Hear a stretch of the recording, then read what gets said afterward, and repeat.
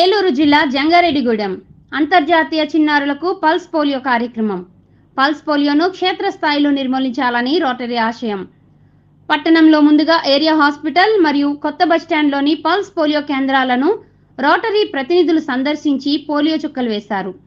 పాలపర్తి శ్రీనివాస్, దాకారపు కృష్ణ 2 కేంద్రాల్లో పోలియో చుక్కలు చిన్నారులకు అందించారు.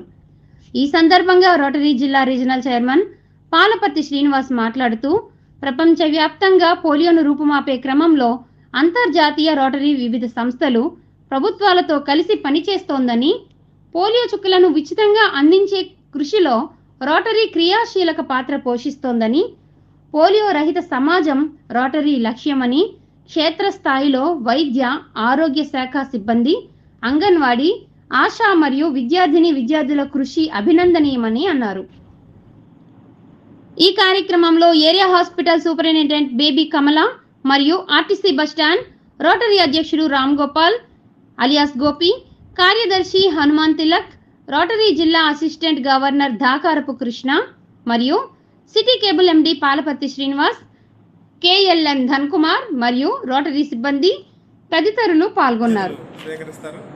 అలాగే అధ్యక్షునికి కార్యదర్శిగా ఈ రోజున రోటరీ క్లబ్ జంగారెడ్డిగూడెం 2024-25 కార్యదర్శిగా కౌరిశెట్టి హనుమాన్ తిలక్ని రోటరీ సభ్యులందరూ కూడా ఏకగ్రీవంగా ఎన్నుకోవడం, తీర్మానించడం, ఆమోదించడం కూడా జరిగింది.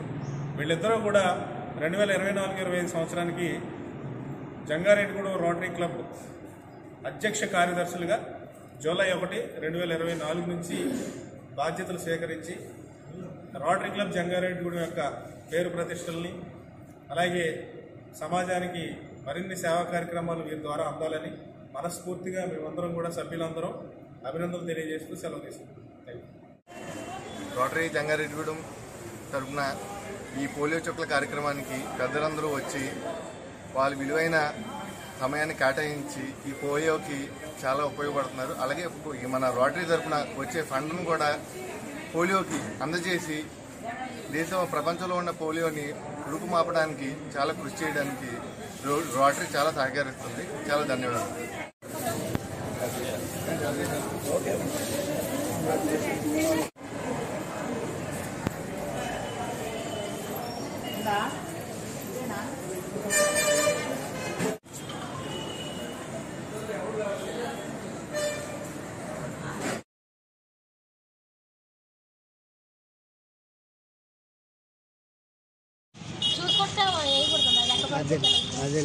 నిద్రపోతున్నాడప్ప.